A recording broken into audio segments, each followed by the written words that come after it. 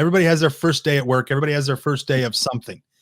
But this guy's first day and his first Masters probably pales in comparison to everybody else's experience.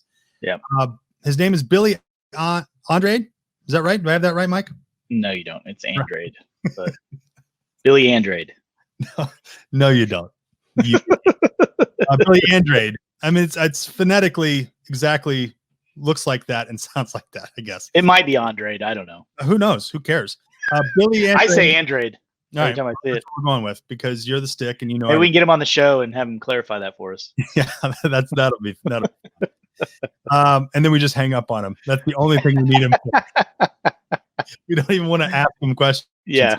Billy Andrade, he played in the Masters 6 times overall, and he never finished better than 38th place. And I don't think he really cared because he left an indelible mark in the sport and in the Masters because of his first year ever playing. This is what happened. It was 1986.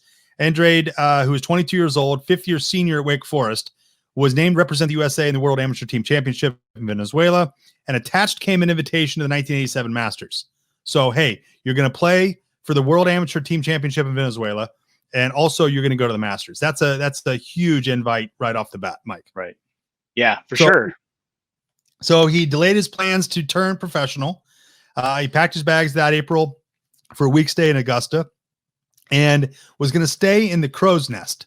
Now, the Crow's Nest, I believe, is a hospitality suite area and a room for people. Is that right? Do you know much about the Crow's Nest, Mike?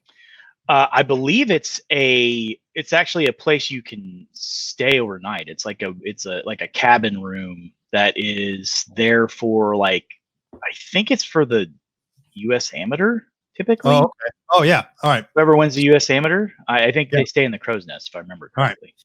So the stairs connecting the Crow's Nest to the main clubhouse at Augusta, it's a steep set. It's about 15 on the stent meter. It says here. Andrade said he had a very, very excited first morning of the Masters that Thursday morning, right? And on Tuesday, I guess. And he was on his way to practice. At the bottom, he saw 2 doors. So the bottom of the staircase of the Crow's Nest to the clubhouse, he saw 2 doors, and he turned left instead of right. Now, this basically didn't mean anything to him at the time until he saw an elderly man in a sweatsuit. And the guy said to him, "Hey, what are you doing in here?" Yeah. And be like, what do you mean? What am I doing in here? I'm playing in the Masters. I'm staying here. Like, leave me alone, old timer. Why don't you stay in your lane, brah? And so the man said, "You're upstairs. You're staying upstairs?" And he said, "Yeah." And he said, "Well," the older man said, "when you come down those stairs, never go left. You go right." So Billy left. He dashed away, went out to pass the security guard and said, "Hey, just so you know, there's an old guy in sweat sack in there, and he's kind of a jerk."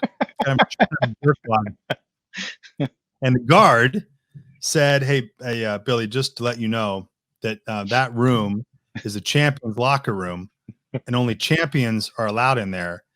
And that old guy in the sweatsuit that you thought was a jerk is Dean Sarazen." So one of the most famous golfers of all time and a Masters champion in his own right. And in fact, the first Masters champion, right? Gene Sarazen was in the Masters locker room in 1986, and Billy Andrade, first day at the Masters at Augusta, walks in and was chastised immediately.